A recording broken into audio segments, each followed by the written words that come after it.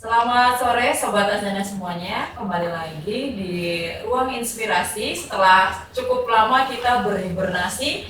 Dan pada sore hari ini masih memperingati Hari Kemerdekaan Republik Indonesia yang ke-78 di Ruang Inspirasi, tempat sersan ya sifatnya, serius tapi santai, obrolan tentang sejarah.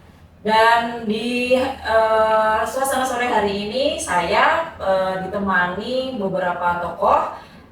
Yang pertama ada Mas Riyad Ginanjar dari komunitas Cilacap History, kemudian ada Bapak Sukiyatno dari Paguyuban Sosial Marga Tionghoa Indonesia cabang Cilacap. Kemudian ada Ibu Sekar, beliau adalah penggiat literasi yang kebetulan berdinas di Dinas Arsip dan Perpustakaan. Dan juga ada Bapak General Manager dari Azana Asia Hotel Cilacap, Bapak Ansel Musari. Dan bertepatan dengan ruang inspirasi pada sore hari ini juga, kami akan ada momentum yang spesial. Apa momentumnya? Kita ikuti terus ruang inspirasi pada sore hari ini. Sebelumnya saya mau menyapa dulu ini, gimana kabarnya Mas Riyad pada sore ini? Sesuai outfitnya keren ya. Iya, ini sudah mewakili dari komunitas ya. Ada unsur kejawennya sedikit. Ada unsur sejarahnya, Iya. historinya. Baik, kemudian apa kabar Pak Sukiyatno? Puji Tuhan, sehat. Terima kasih atas kehadirannya Pak. Sama-sama. Kemudian Ibu Sekar, terima kasih atas kehadirannya Ibu. Terima kasih atas undangannya juga pada hari yang hebat ini. Terima kasih. Dan Pak Ari, salam sehat selalu Pak. Sukses. Satu hati. Satu hari. Ya, pada sore hari ini kita akan obrolan santai ya tentang sejarah. Dan ada momentum yang besar bertepatan dengan Hari Kemerdekaan Republik Indonesia ke-78 ini. Komunitas Cilacap History bersama dengan Azana Asia Hotel Cilacap telah membuat sebuah karya, yakni sebuah buku yang berjudul Tionghoa Cilacap, Sejarah dan Perkembangannya. Ini kebetulan karya dari Mas Riyad Ginanjar sebagai pendiri dari komunitas Cilacap History. Nah, ini kita bedah nih bukunya nih satu persatu. Pertama saya ke Mas Riyad dulu ya. Kenapa nih Mas mengangkat seputar Tionghoa Cilacap ini agak berbeda dari buku-buku sebelumnya? Untuk menjadi informasi bagi Sobat Azana juga bahwa Mas Riyad ini sudah memproduksi 4 buku ya Mas ya? 4 buku, dan ini adalah buku yang kelima dengan tema Tionghoa. Kita tanyakan nih, kira-kira kenapa nih mengangkat Tionghoa Cilacap? Ya, jadi kenapa Tionghoa Cilacap kami angkat itu karena banyak nilai-nilai yang masih layak diterapkan di era sekarang tentang Tionghoa Cilacap. Jadi kita melihat Tionghoa biasanya identik dengan ya toko ataupun hal-hal yang wah kok bisa cepet kaya ya gitu. Nah kita angkat nih nilai-nilainya, padahal nggak semudah itu. Mereka juga survive dalam hidup, mereka itu berjuangnya luar biasa. Nah itu yang ingin saya sebarkan ke masyarakat saat ini seperti itu. Kemudian ini ya, tentu ini sebelum membuat buku ini kan ada apa mencari literaturnya ya. Mas Riyad ini mencari literatur seputar Tionghoa Cilacap itu kemana saja atau dari mana saja Mas? Jadi untuk kayak bahan-bahannya itu udah saya siapkan 2 tahun lebih lah untuk membuat buku ini. Jadi saya sampai tanya-tanya ke toko-toko di kota itu yang tua-tua yang sepuh saya tanya sejarahnya gitu. Saya kulik lah, saya juga nyari arsip, foto, nyari sumber-sumber yang apa sih yang bisa kita angkat gitu. Jadi banyak sumber dari Belanda pun juga sama, saya cari arsipnya gitu. Sehingga dapatlah buku ini saya tulis. Baik, berarti ini buku dibuat berdasarkan data empiris juga ya Mas ya. Iya, Karena ya betul, karena memang ada literaturnya dari arsip-arsip dari keluarga mungkin ya, keluarga Yes. Tionghoa. Nah, dari situ kemudian kita ke Pak Sukiyatno sebagai Ketua Paguyuban Sosial Marga Tionghoa. Pak, saya kan termasuk generasi milenial mungkin ya. Dan memang Tionghoa atau Hokkien ya atau China itu kan memang sudah lama masuk di Indonesia. Dalam hal ini khususnya di Kota Cilacap tentu memang sudah lama ada gitu ya. Apa sih Pak sejarah Tionghoa yang Bapak ketahui seputar Tionghoa yang ada di Cilacap? Kalau yang saya tahu, yang dulu orang tua saya sering cerita, ya orang Tionghoa itu banyak pendidikan sekolah, karena mungkin ingin mencerdaskan kehidupan bangsa, terus membuka banyak lapangan kerja, misalnya pabrik, mungkin untuk mengentaskan kemiskinan, untuk menaikkan taraf hidup. Terus orang Tionghoa juga banyak peduli dengan kesehatan masyarakat.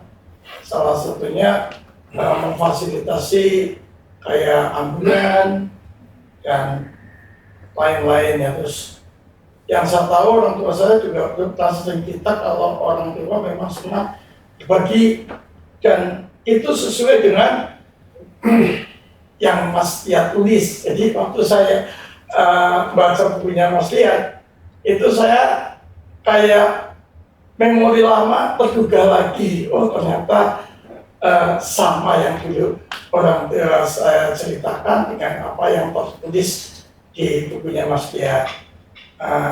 Di situ saya sebagai ketua PSMTI, saya agak bangga juga ternyata perjuangan kakek nenek kita, orang tua kita perlu diperjuangkan terus, karena itu menurut saya sangat positif. Terima kasih Pak Sukiyatno. Artinya sebenarnya tidak ada batasan ya Pak, antara warga pribumi dengan Tionghoa itu tidak ada batasan, tidak ada apa tuh namanya sekat, sebenarnya nggak ada ya Pak ya? Justru begini ya, saya kan masuk PSMTI itu kira-kira 13 tahun yang lalu. Nah, di situ saya tertarik dengan tujuan PSMTI dibentuk. Itu tujuannya PSMTI itu untuk membuat kekompakan dari suku Tionghoa. Suku Tionghoa itu harus kompak sekali diwadahi dengan PSMTI.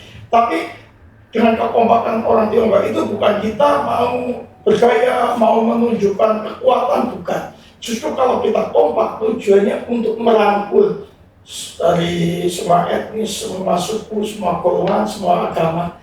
Jadi kita tujuan PSMTI bentuk untuk merangkul semua. Siap. Jadi bukan malah mengkotak-kotak. Siap. Memang jadi paguyuban sosial ini memang didirikan tujuannya adalah untuk mempersatukan ya Pak. Betul. Iya betul. Baik, kemudian saya ingin ke Pak GM terlebih dahulu. Ini Pak GM ini sifatnya sebagai orang awam ya kita ya Pak. Awam. Benar. Saya ingin tahu nih Pak, pandangan Bapak terkait penerbitan buku Tionghoa Cilacap ini, karena kan di sini Azana Asia Hotel Cilacap ikut berperan aktif juga dalam pembuatan buku, dan nanti kalau misalkan Sobat Azana mendapatkan buku ini, nanti bisa buka di dalam kata pengantar itu ada kata pengantar dari Pak GM. Silakan Pak, kenapa nih bagaimana nih pandangan Bapak terkait penerbitan buku Tionghoa Cilacap ini? Ya, alasannya sederhana ya. Pada dasarnya itu begini.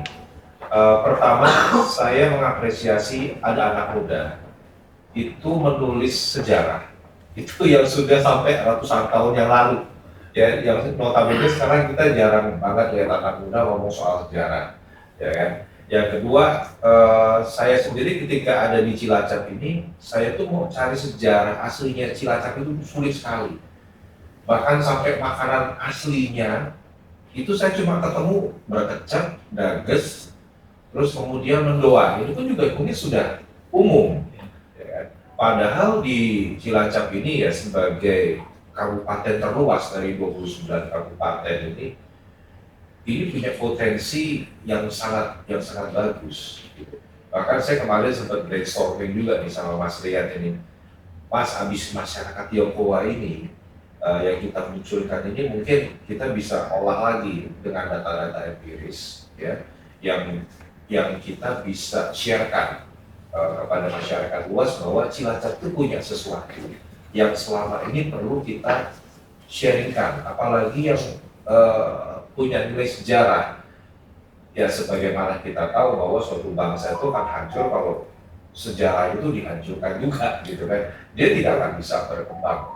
Nah kemudian dengan adanya buku ini saya rasa ini suatu apresiasi yang sangat bernilai selain dari penulisnya juga, tapi untuk Cilacap sendiri bahwa ini sudah mulai terurai nih benang merahnya mengenai sejarah Cilacap sendiri. Buku ini sangat menarik, itulah kenapa saya menulis sekilas gambaran saya mengenai sejarah Cilacap melalui buku ini. Jadi kayak traveling aja saya ke masa lalu gitu.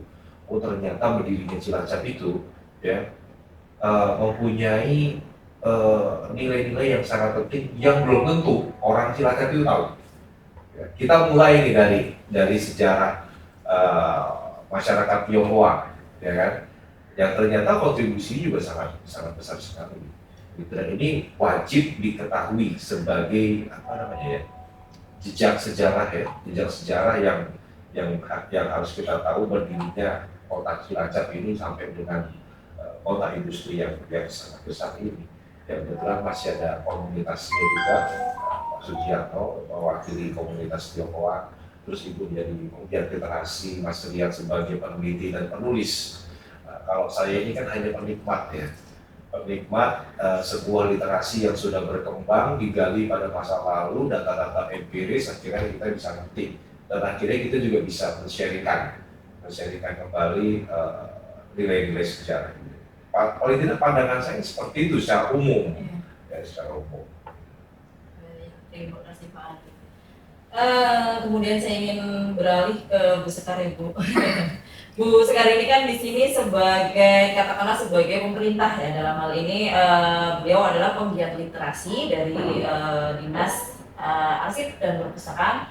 Saya ingin tahu nih Bu, sudah berapa orang warga Cilacap sih Bu yang sudah bisa membuat buku seperti ini Bu? Penasaran saya Bu. Untuk pembuatan buku memang masih sangat terbatas, apalagi buku-buku yang terkait dengan sejarah. Memang ada beberapa buku-buku lokal, itu untuk pertama kalinya itu dibuat tahun 71, yaitu tentang hari jadi Kabupaten Cilacap. Dan kesininya memang sudah beberapa kali banyak ya, kayaknya teman-teman dari Cilacap History juga sudah mulai membuat buku-buku tentang hasanah dari sejarahnya Cilacap. Sudah banyak, nanti berapa jumlah bukunya justru Mas dari Cilacap bisa ini, karena tidak hanya buku ini. Kami sangat mengapresiasi, saya selaku penggiat literasi sangat berbahagia sekali nih, karena tambah lagi nih kan hasanahnya tentang buku tentang Cilacap. Karena buku ini sangat spesial, Mbak. Spesialnya apa? Karena kita saat ini 78 tahun kemerdekaan kita itu dibangun dari tidak hanya satu etnis, tapi dari berbagai etnis. Dan etnis ini berasimilasi, berkembang di Indonesia, tumbuh menjadikan satu kekuatan. Kayaknya seperti ini ya Pak ya? Ya, jadi kita berbaur dan tujuan dari pemerintah untuk asimilasi, kemudian saling menguatkan bangsa ini akan tercapai, dan salah satunya ini kita membuat buku. Beberapa buku yang sering kita baca itu tentang akulturasi, tentang asimilasi Tionghoa itu banyak sebenarnya, tapi tentang Cilacap belum. Contohnya tentang kehidupan Tionghoa di Solo. Itu ada di namanya kampung Sudya Prajana ya Pak ya. Kemudian di Semarang ada Lumpia Semarang. Kemudian di Rembang ada Batik Lasem. Iya. Mereka mempunyai identitas yang sekarang menjadi identitas nasional. Dan ini Cilacap mulai dikembangkan, ini dirintis. Untuk apa sih identitas yang bisa menjadi identitas nasional? Lumpia sudah bisa menjadi identitas bangsa, Mbak. Identitas daerahnya Semarang, Iya. asimilasi dari warga Tionghoa dan pribumi. Mudah-mudahan ke depan tadi Bapak sudah apa sih makanan khasnya? Nah, ternyata ada loh. Mungkin selama ini kita belum tahu contohnya kecap ya Pak. Iya. Iya. Cilacap itu kan perintisnya adalah dari etnis Tionghoa.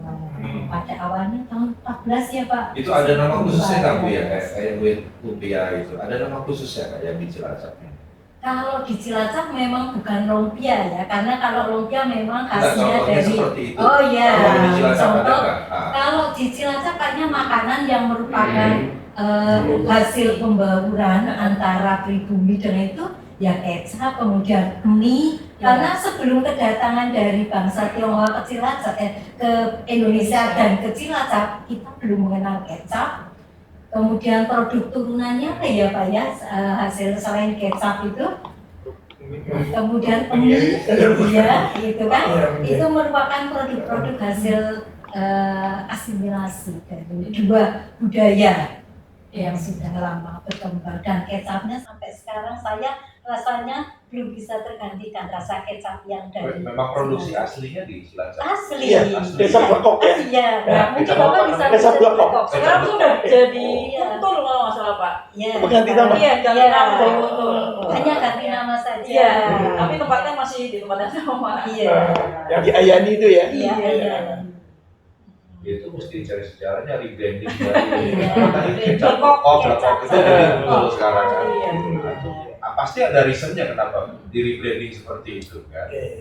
Kecap ada satu lagi namanya kecap Bintang. Oh iya, di Ayani juga ya. Ayani. Ayani juga ya. Oh, Karena makanan jajanan itu sebenarnya adalah hasil akulturasi dua budaya. Iya. tapi kenapa itu tidak tersounding ya, Bu, ya?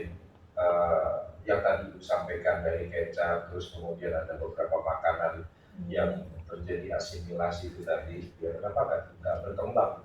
Yang orang tahu kan di sini Banyumasan itu kan cuma mendoan aja mungkin. Kalau kita jalan dari Brebes sampai dengan Cilacap ini mendoan kita bisa ketemu. Iya. Cuma kalau Dages memang itu Cilacap punya, ya kan. Nah kalau yang lain-lain ini kan nggak ada yang tahu ya, gitu. Sampai saya bikin food revolution Bu di hotel ini. Biasanya saya memang agak bosan dengan makanan yang bentuknya begitu-gitu aja. Makanya chef ini saya saya challenge untuk membuat makanan-makanan itu yang lain dan berbeda yang belum pernah di Cilacap. Sampai saya ajak untuk survei ke Solo waktu itu. Nah akhirnya terjadi makanan-makanan yang memang hasil bukan cuma asimilasi juga Bu, itu akulturasinya sudah blended banget gitu. Ya, gitu. Ya mungkin saya rasa itu akan menjadi hal baik kalau itu menjadi rebranding lagi dari sisi kulinernya Cilacap ya. Ya apalagi yang dibawa senada dengan perkembangan sejarah masyarakat Tionghoa di Cilacap ini, karena saya rasa semuanya harus tahu juga. Kelanjutan dari buku ini mungkin Ya bisa saja. kulinernya Disisipkan sisi kulinernya. Iya. Ya, gitu. ada segi seninya, Iya. segi budayanya. Oh ternyata Cilacap lebih bisa ke arah kulinernya, kemudian ke tata niaganya. Betul. Lasem punya batik, Semarang punya lumpia. Kita Cilacap Kita punya kerupuk iri gitu ya. kecap, Kecap, mie, iya. balon. Oh iya. Oke. Baik, kalau dari cerita yang disampaikan oleh Bu Sekar kan sebenarnya banyak produk-produk akulturasi ya dari warga Tionghoa dengan Indonesia. Ada lagi wayang potehi ya, itu Iya. juga menjadi sebuah akulturasi. Kemudian untuk fashion itu ada kebaya encim mungkin ya, itu sudah akulturasi juga. Dan dari banyak produk-produk itu, kebetulan Azana juga banyak menyediakan menu-menu dengan konsep akulturasi dari Tionghoa tersebut. Kita punya berbagai macam jenis mie, kemudian kue tiao, juga bihun. Mungkin nanti setelah acara ini Mbak Jep akan mencoba menggembleng caranya Ya. untuk membuat tahu coba. Oh ya, tauco. Iya. Tauco. Tapi di daerah lain ada juga tauco. Iya. Oh di Jogja. Ada, tapi kan ini juga khas Ya. dari zaman dulu. Iya, ini kan? juga blokok juga ya produksinya yang terkenal ya. Oke. Karena Pak JM ini out of the box, membuat menu-menu yang mungkin orang aneh gitu. Kadang-kadang out of order. Iya. Karena di kita juga ada namanya sup lemper. Lemper kok nggak sup gitu. Itu idenya Pak JM. Agak nyeleneh tapi perlu dicoba. Pak. Tapi enak. Jadi kita lagi produksi gitu Pak, nanti yang akan kita launching. Kuahnya pakai seperti gula ada gitu. Oh itu masih ini Pak, masih rahasia. Masih. Oh. Rahasiakan gitu. Pak. Seperti Stabi Ambarawa itu kan. Oh beda. Oh, beda ya. Beda. Namanya sop lentok. Yang ini lebih gurih Pak. Gurih, sekali gurih. Seperti yang sore hari ini ada di atas meja kita itu, ini adalah minuman edisi bulan Agustus September dari Azana Cilacap. Ini spesial Bu, namanya es putu ayu. Ya, karena ini terbuat dari pandan, santan, kemudian yang ini namanya purple fish. Saya juga sampai menghafal nih karena tiap bulan itu produk kita tematik selalu berubah gitu. Kemudian yang di sana itu ada pink pansy. Oh, tapi ini enak. Luar Enak biasa. Pak, wah sudah dicoba, terbukti. Kemudian punya ibu itu ada bubble punch. Kemudian ini juga campuran punya Pak GM itu es cenal cemil. Nah, jadi ada unsur tradisionalnya juga. Boleh Luar coba. biasa. Kalau sana memang Ada. saya modifikasi dari Bali, Pak. Bali dan Jawa saya gabung termasuk dengan ini juga yang kenal sendiri ini. Bali dan Jawa, jadi benar-benar sudah saya blending. Luar biasa, enak. Enak. Layak dicoba. Nanti boleh Pak diajak komunitasnya. Siap. Iya, untuk berkegiatan di sana kami siap membantu. Besok kita tunggu masakan tauconya. Oh ya boleh. Mungkin tauco belum masuk di dapur Astana Asin. Belum Pak, belum. Ini makanya kan dari buku ini kan akhirnya ada hal-hal yang saya terinspirasi ya. Bagaimana pada saat itu roda perekonomian yang digerak, bukan hanya perekonomian, pendidikan juga ada di sini dari sejarah buku ini ya. Ini ada hal-hal yang bisa kita ambil value sejarahnya dalam tanda kutip. Itu kita bisa konsepkan kepada kuliner itu tadi. Ya mungkin ini nanti di buku yang selanjutnya Mas bisa disisipkan sisi kulinernya. Kalau ini kan memang ini perjalanan sejarah masyarakat Tionghoa pada saat itu yang memang kalau saya melihat ini masih dalam masa revolusi ya, revolusi fisik lah ya, revolusi fisik, banyak sekali konflik kepentingan dan akhirnya kalau tadi kita bicara soal pengkotakan, saya rasa itu memang begitu cara kolonial Di merah itu. Ya, memang seperti itu akan dikotak-kotakan. Jadi mungkin pada saat itu alasannya agar mereka bisa lebih gampang mengkontrol saja. Tidak mau tersaingi. Iya. Karena bakat betul. dagangnya dari etnis Tionghoa itu kan Justru- sangat kuat ya. Justru begini Iya. Bu, kalau kita lihat dari ketika VOC masuk ke tanah Nusantara pada saat itu belum ada Indonesia, semua itu berdagang. Cuma pada pengkotak-kotaan ini kemudian masyarakat Tionghoa ini memang tidak boleh terlalu luas ya pergerakannya, akhirnya dibatasi, akhirnya ya sudah mulai berdagang, akhirnya meluas menjadi ahli-ahli perekonomian. Ya makanya tadi Mas Lihat bilang kok ini kok banyak yang kaya terus. Ya itu memang dari dulu memang sudah diarahkan untuk menjadi penggerak roda perekonomian karena berdagang terus, ya kan?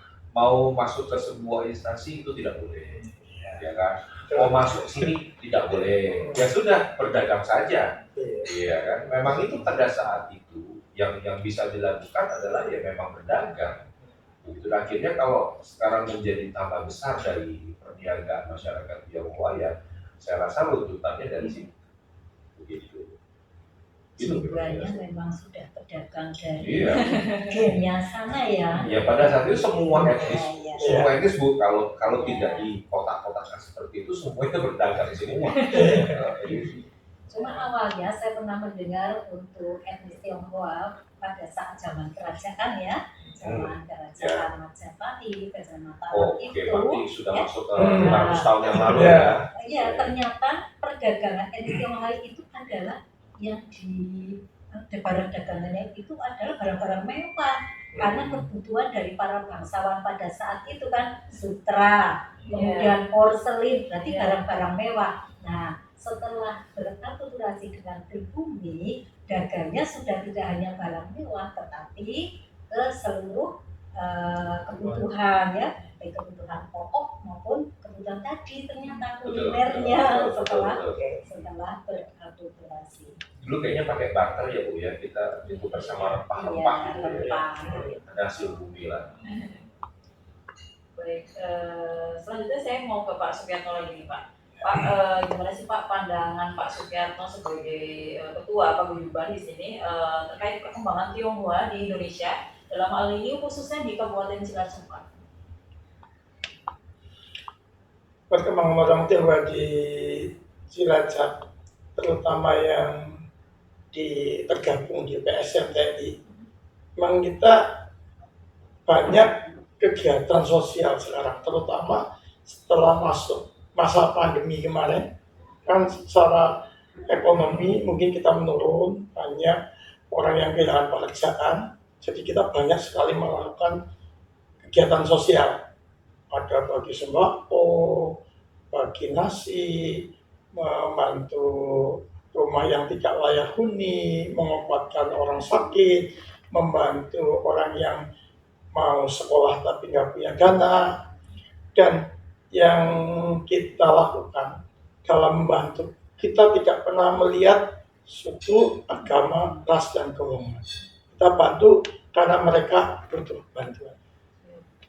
Jadi nggak salah ya yang ditulis sama Mas Yat itu, di sini tuh ada keterangan bahwa warga Tionghoa itu suka berderma ya. Iya, digambarkan dari suku manis memang. Iya, gitu. Suka berbagi lah, istilahnya. Karena sebagai itu benar dan kita betul-betul ingin terus melakukan sesuatu yang baik.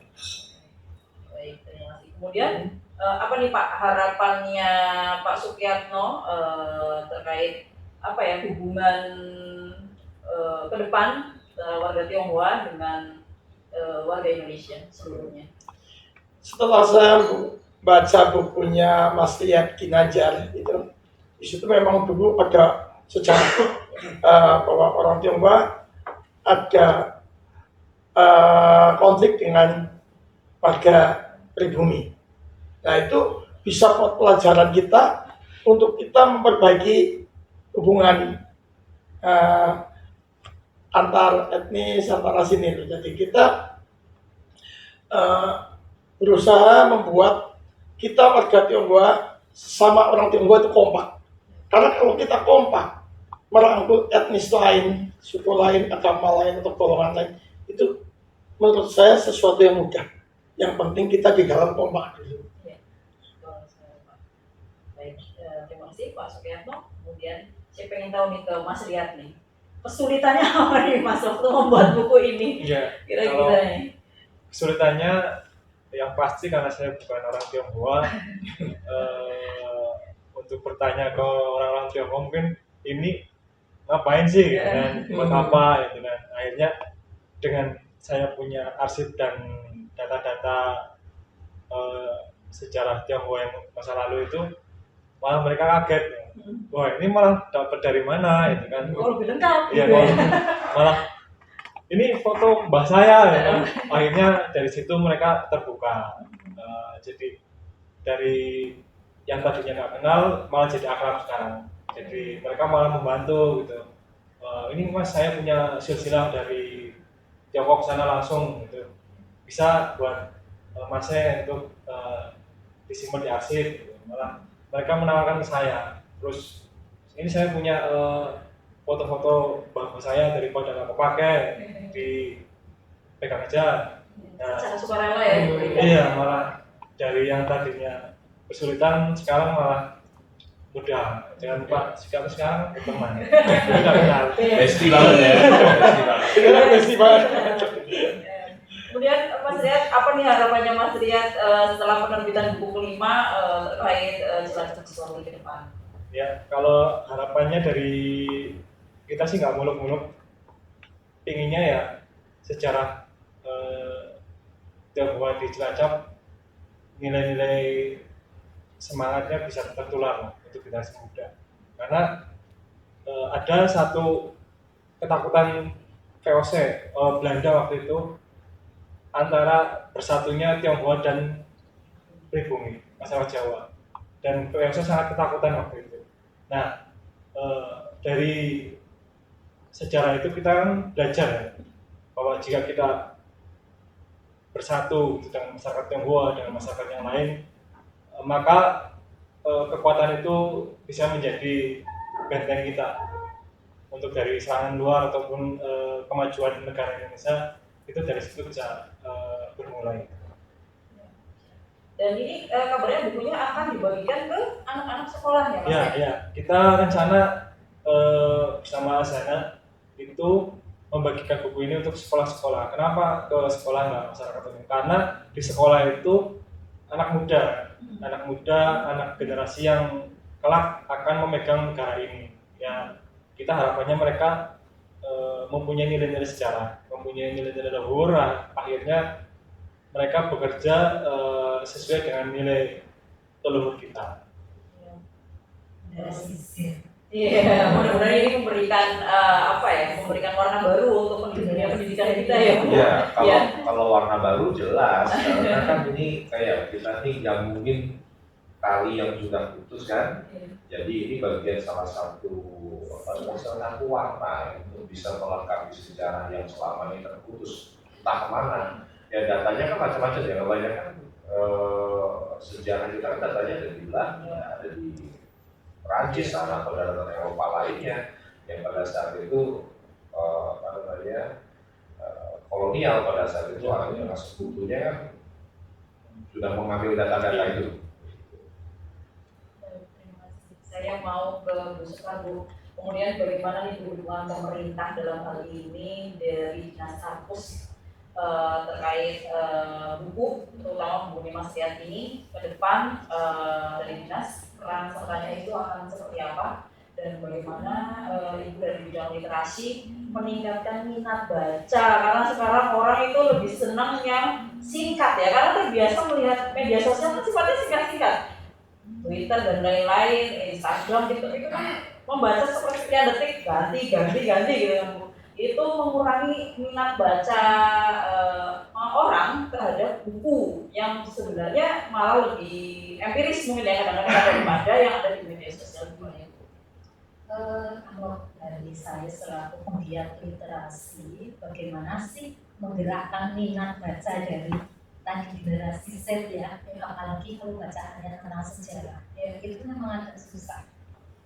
Nah, kami karena saya kan kebetulan sebagai penggiat literasi kebetulan bekerjanya di dinas yang sama, dinas kearsipan dan perpustakaan.